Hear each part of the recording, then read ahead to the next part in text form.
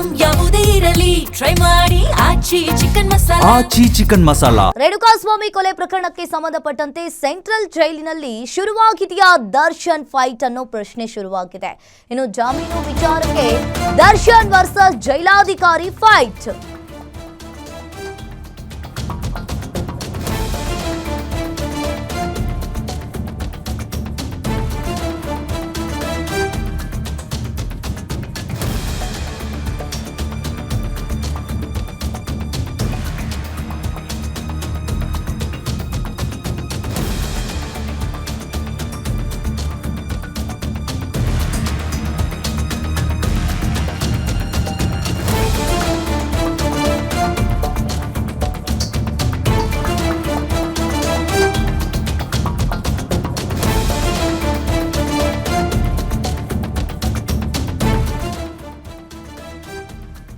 Central ಜೈಲಿನಲ್ಲಿ ಶುರುವಾಗಿದೆಯಾ Darshan fight ಅನ್ನೋದು ಪ್ರಶ್ನೆ ಎದ್ದಿರುವಂತದ್ದು. ಇನ್ನೊಂದು ವಿಚಾರಕ್ಕೆ ಜಾಮೀನು ವಿಚಾರಕ್ಕೆ ದರ್ಶನ್ ವರ್ಸಸ್ ಜೈಲಾಧಿಕಾರಿ ಫೈಟ್ ಶುರುವಾಗಿದೆ. ಇನ್ನು ಜಾಮೀನಿಗಾಗಿ ಸುಪ್ರೀಂ ಕೋರ್ಟ್ ಮೆಟ್ಟಿಲೇರಿರೋ ದರ್ಶನ್, ಇನ್ನು ಸಹ ಕೈದಿಗಳಿಂದ ನನಗೆ ಬೆದರಿಕೆ ಅಂತ ಹೇಳಿ ದರ್ಶನ್ ಅವರು ಹೇಳಿದ್ರು. ಜೈಲಿನಲ್ಲಿ ನನಗೆ ನಿಂದನೆ ಆಗ್ತಾ ಇದೆ, ಮುದಲಿಕೆ ಆಗ್ತಾ ಇದೆ ಅಂತ ದರ್ಶನ್ ಅವರು ಹೇಳ್ಕೊಂಡಿದ್ರು. ನನ್ನ ಜೀವಿಸುವ ಹಕ್ಕನ್ನ ಕಸಿಯಲಾಗಿದೆ ಅಂತ ಹೇಳಿ ಅರ್ಜಿಯಲ್ಲಿ ದರ್ಶನ್ ಅವರು ಉಲ್ಲೇಖ ಮಾಡಿದ್ದಾರೆ.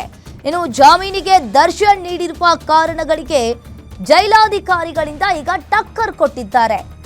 ಇನ್ನು ಆದ್ರೆ ನಟ ದರ್ಶನ್ ಜೈಲಲ್ಲಿ ಹೇಗೆ ಇದ್ದಾರೆ ಗೊತ್ತಾ ಅಂತ ಹೇಳಿ ಪ್ರಶ್ನೆ ಮಾಡಿದ್ದಾರೆ. ಜಾಮೀನಿಗೆ ದರ್ಶನ್ ನೀಡಿರುವ ಕಾರಣಗಳಿಗೆ ಈಗ ಜೈಲಾಧಿಕಾರಿಗಳು ಕೂಡ ಅದಕ್ಕೆ ಪ್ರತ್ಯುತ್ತರವನ್ನ ಕೊಟ್ಟಿರುವಂತದ್ದು.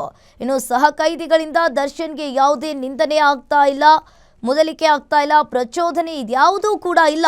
ಸಹ ಕೈದಿಗಳ ಜೊತೆ ದರ್ಶನ್ಗೆ ಟಚ್ಚೇ ಇಲ್ಲ ಅಂತ ಹೇಳಿ ಇಲ್ಲಿ ಹೇಳ್ತಾ ಇರುವಂತದ್ದು. ಆದ್ರೆ ಇನ್ನು ಜೈಲಿನಲ್ಲಿ ನನಗೆ ನಿಂದನೆ ಆಗ್ತಾ ಇದೆ, ಮುದಲಿಕೆ ಆಗ್ತಾ ಇದೆ ಅಂತ ಹೇಳಿ ದರ್ಶನ್ ಅವರು ತಮ್ಮ ಅರ್ಜಿಯಲ್ಲಿ ಉಲ್ಲೇಖವನ್ನ ಮಾಡಿದ್ದಾರೆ.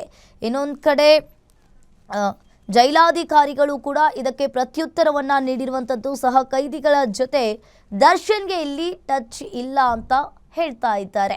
ಇನ್ನು ರೇಣುಕಾಸ್ವಾಮಿ ಕೊಲೆ ಪ್ರಕರಣಕ್ಕೆ ಸಂಬಂಧಪಟ್ಟಂತೆ ಈಗಾಗಲೇ ದರ್ಶನ್ ಪರಪ್ಪನ ಅಗ್ರಹಾರದಲ್ಲಿ ಮುದ್ದೆ ಮುರಿತಾ ಇದ್ದಾರೆ.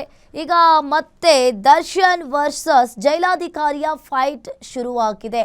ನನ್ನ ಜೀವಿಸುವ ಹಕ್ಕನ್ನ ಅವರು ಕಸಿದುಕೊಂಡಿದ್ದಾರೆ, ನನಗೆ ತುಂಬ ಟಾರ್ಚರ್ ಆಗ್ತಾ ಇದೆ, ನನಗೆ ಜೈಲಿನಲ್ಲಿ ಸಿಕ್ಕಾಪಟ್ಟೆ ನಿಂದನೆ ಕೇಳಿ ಬರ್ತಾ ಇದೆ ಅಂತ ಹೇಳಿ ತಮ್ಮ ಅರ್ಜಿಯಲ್ಲಿ ದರ್ಶನ್ ಅವರು ಉಲ್ಲೇಖ ಮಾಡಿದ್ದಾರೆ.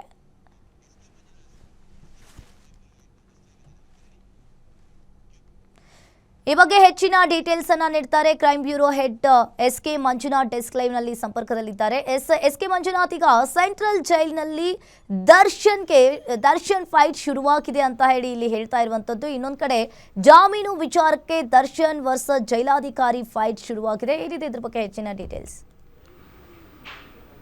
ಅಂಕಿತ, ರೇಣುಕಾಸ್ವಾಮಿ ಕೊಲೆ ಪ್ರಕರಣದಲ್ಲಿ ಪರಪ್ಪನ ಅಗ್ರಹಾರ ಜೈಲಿನಲ್ಲಿರ್ತಕ್ಕಂಥ ದರ್ಶನ್ ಸುಪ್ರೀಂ ಕೋರ್ಟ್ಗೆ ಒಂದು ಜಾಮೀನು ಅರ್ಜಿಯನ್ನು ಸಲ್ಲಿಸಿದ್ದಾರೆ. ಇಲ್ಲಿ ಟ್ರಯಲ್ ವಿಳಂಬ ಆಗ್ತಾ ಇದೆ ಅನ್ನೋ ಕಾರಣವನ್ನು ಇಟ್ಕೊಂಡು ಜಾಮೀನು ಅರ್ಜಿಯನ್ನು ಸಲ್ಲಿಸಿರ್ತಕ್ಕಂಥ, ಅದರ ಜೊತೆಗೆ ಏನು ಆ ಜೈಲಿನಲ್ಲಿ ಆಗ್ತಕ್ಕಂಥ ಒಂದು ತೊಂದರೆಗಳು, ಅಂದರೆ ಸಹ ಕೈದಿಗಳಿಂದ ಅಲ್ಲೇ ಇರ್ಬೋದು, ಬೆದರಿಕೆ ಇರ್ಬೋದು, ಜೊತೆಗೆ ಒಂದು ರೀತಿಯಾಗಿ ಅವರು ಮಾತನಾಡಿಸ್ತಾ ಇಲ್ಲ, ಅವರಿಂದ ಟಾರ್ಚರ್ ಆಗ್ತಾ ಇದೆ, ಈ ಎಲ್ಲ ರೀಸನ್ಗಳನ್ನು ಮೊನ್ನೆ 4ನೇ ತಾರೀಕು ನಡೆದಂಥ ವಿಚಾರಣೆ ಸಂದರ್ಭದಲ್ಲಿ ಅವರ ಪರ ವಕೀಲರು ನ್ಯಾಯಾಧೀಶರ ಮುಂದೆ ಈ ವಾದ ಮಂಡಿಸ್ತಕ್ಕಂಥ ಸಂದರ್ಭದಲ್ಲಿ ಈ ಎಲ್ಲ ಅಂಶಗಳನ್ನು ವ್ಯಕ್ತಪಡಿಸಿದರು. ಆದರೆ ಅದರ ಜೊತೆಗೆ ವಾದ ಮತ್ತು ಪ್ರತಿವಾದವನ್ನು ಆಲಿಸಿದಂಥ ಸುಪ್ರೀಂ ಕೋರ್ಟ್ನ ದ್ವಿಸದಸ್ಯ ಪೀಠ ಒಂದು ವಾರದ ಒಳಗಡೆ ಏನು ರೇಣುಕಾಸ್ವಾಮಿ ಕೊಲೆ ಪ್ರಕರಣದ ಪ್ರಕ್ರಿಯೆ, ಕೋರ್ಟ್ ಪ್ರೊಸೀಡಿಂಗ್ಸು ಯಾವ ಹಂತದಲ್ಲಿದೆ ಅನ್ನೋದರ ಬಗ್ಗೆ ಒಂದು ವರದಿಯನ್ನು ಕೊಡಬೇಕು ಅಂತಕ್ಕಂಥ ಒಂದು ಸೂಚನೆಯನ್ನು ಸಹ ಕೊಟ್ಟಿದ್ದರು. ಅದಕ್ಕೆ ಸಂಬಂಧಪಟ್ಟಂತೆ ಈಗ ದರ್ಶನ್ ಏನೆಲ್ಲ ಆರೋಪಗಳನ್ನು ಮಾಡಿದರೆ ಅದಕ್ಕೆ ಟಕ್ಕರನ್ನು ಕೊಡೋದಕ್ಕೆ ಜೈಲು ಅಧಿಕಾರಿಗಳು ಸಿದ್ಧತೆಯನ್ನು ನಡೆಸ್ತಾ ಇದ್ದಾರೆ. ಇಲ್ಲಿ ಜೈಲಿಗೆ ಯಾವಾಗ ದರ್ಶನ್ ಹೋಗಿದ್ರು ಆ ಸಂದರ್ಭದಿಂದ ಯಾವುದೇ ಸಹ ಕೈದಿಗಳ ಜೊತೆ ದರ್ಶನನ್ನು ಇಟ್ಟಿಲ್ಲ. ಅವರು ಪ್ರತ್ಯೇಕವಾಗಿ ಒಂದು ಸೆಲ್ಲಲ್ಲಿ ಇಟ್ಟಿದ್ದಾರೆ. ಅಲ್ಲಿಗೆ ಬೇರೆ ಯಾವ ಕೈದಿಗಳನ್ನು, ವಿಚಾರಣಾಧೀನ ಕೈದಿಗಳನ್ನು ಸಹ ಅಲೋ ಮಾಡೋದಿಲ್ಲ. ಹೀಗಾಗಿ ಏನು ದರ್ಶನ್ ಹೇಳ್ತಕ್ಕಂಥ ಆರೋಪ ಮಾಡ್ತಕ್ಕಂಥದ್ದನ್ನು ಅಲ್ಲಿ ಅಲ್ಲಗಳೆಯಲಾಗಿದೆ. ಹಾಗಾಗಿ ಆತನಿಗೆ ಯಾವುದೇ ರೀತಿಯಾದಂಥ ಸಹ ಕೈದಿಗಳ ಟಚ್ಚು ಸಹ ಇಲ್ಲ. ಅವರು ಬೆದರಿಕೆ ಇರ್ಬೋದು ಅಥವಾ ಆತನಿಗೆ ಮುಜುಗರ ತರುವಂಥ ಸಂಗತಿಗಳನ್ನು, ನಡವಳಿಕೆಯನ್ನು ಅಲ್ಲಿ ವ್ಯಕ್ತಪಡಿಸೋದಕ್ಕೆ ಸಾಧ್ಯ ಇಲ್ಲ ಅಂತಕ್ಕಂಥದ್ದು. ಮತ್ತೊಂದು ಕಡೆ ಏನು ಕನಿಷ್ಠ ಸೌಲಭ್ಯಗಳನ್ನು ಜೈಲು ಮ್ಯಾನ್ಯುವಲ್ ಪ್ರಕಾರ ಕೊಡಬೇಕು ಕೊಡಬೇಕಾಗಿತ್ತು ಅವೆಲ್ಲವನ್ನು ಸಹ ಕೊಡ್ತಾ ಇದ್ದಾವೆ ಅಂತಕ್ಕಂಥ ಅಂಶವನ್ನು ಈ ವರದಿಯಲ್ಲಿ ಉಲ್ಲೇಖ ಮಾಡಲಾಗಿದೆ. ಜೊತೆಗೆ ಅವರ ಕುಟುಂಬ ಸದಸ್ಯರಿಗೆ ಭೇಟಿಯಾಗೋದಕ್ಕೆ ಒಳ ಸಂದರ್ಶನಕ್ಕೆ ಅವಕಾಶವನ್ನು ಕೊಟ್ಟಿದ್ರು, ಅದಕ್ಕೂ ಸಹ ಅವಕಾಶವನ್ನು ಮಾಡಿಕೊಟ್ಟಿದೆ. ದರ್ಶನ್ನೇ ಅದನ್ನು ತಮ್ಮ ವಕೀಲರನ್ನು ಕೇಳಿ ಹೇಳ್ತೇನೆ ಅಂತಕ್ಕಂಥ ಒಂದು ಮಾಹಿತಿಯನ್ನು ಕೊಟ್ಟಿರ್ತಕ್ಕಂಥದ್ದು. ಈ ಎಲ್ಲ ಅಂಶಗಳನ್ನು ಇಟ್ಕೊಂಡು ಏನು ಸುಪ್ರೀಂ ಕೋರ್ಟ್ ಕೇಳಿರ್ತಕ್ಕಂಥ ವರದಿ ಕೊಡೋದಕ್ಕೆ ಗೃಹ ಇಲಾಖೆ ಒಂದು ಜೈಲು ಅಧಿಕಾರಿಗಳಿಗೆ, ಕಾರಾಗೃಹ ಅಧಿಕಾರಿಗಳಿಗೆ ಸೂಚನೆಯನ್ನು ಕೊಟ್ಟಿದ್ರು.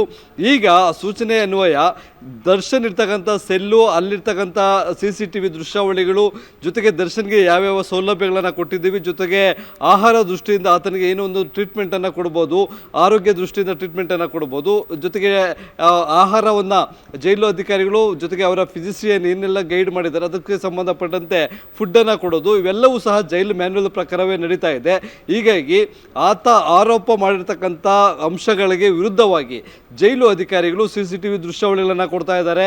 ಜೊತೆಗೆ ಏನು ಆತನಿಗೆ ಬೇರೆ ಕೈದಿಗಳಿಂದ ಯಾವುದೇ ರೀತಿಯಾದಂಥ ತೊಂದರೆಗಳಿಲ್ಲ ಅನ್ನೋ ಅಂಶಗಳನ್ನು ತಮ್ಮ ವರದಿಯಲ್ಲಿ ಉಲ್ಲೇಖ ಮಾಡಲಾಗಿದೆ. ಇದರ ಜೊತೆಗೆ ಏನು 57ನೇ CCH ಕೋರ್ಟ್ನಲ್ಲಿ ನಡೀತಕ್ಕಂಥ ಸಾಕ್ಷಿಗಳ ವಿಚಾರಣೆಯನ್ನು ಸಹ ಸೇರಿಸಿ ಆ ಒಂದು ವರದಿಯನ್ನು ಸುಪ್ರೀಂ ಕೋರ್ಟ್ಗೆ ಸಲ್ಲಿಸುವುದಕ್ಕೆ ಬೇಕಾದಂಥ ಸಿದ್ಧತೆಗಳನ್ನು ರಾಜ್ಯ ಗೃಹ ಇಲಾಖೆ ಮಾಡ್ಕೊಳ್ತಾ ಇದೆ. ಇನ್ನೇನು ನಾಳೆ ಅಥವಾ ನಾಳಿದ್ದು ಈ 2 ದಿನಗಳಲ್ಲಿ ಆ ಒಂದು ವರದಿಯನ್ನು ರೇಣುಕಾಸ್ವಾಮಿ ಕೊಲೆ ಪ್ರಕರಣಕ್ಕೆ ಸಂಬಂಧಪಟ್ಟಂತೆ ಸಿದ್ಧಪಡಿಸಿರ್ತಕ್ಕಂಥ ವರದಿಯನ್ನು ಸುಪ್ರೀಂ ಕೋರ್ಟ್ ಏನೆಲ್ಲ ರಿಪೋರ್ಟ್ ಕೇಳಿದೆ ಆ ರಿಪೋರ್ಟನ್ನು ಸಲ್ಲಿಸಲಿದ್ದಾರೆ.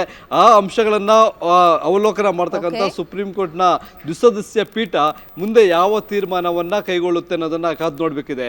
Ankita, thank you SK Manjunath ನಿಮ್ಮೆಲ್ಲ ಮಾಹಿತಿಗೆ.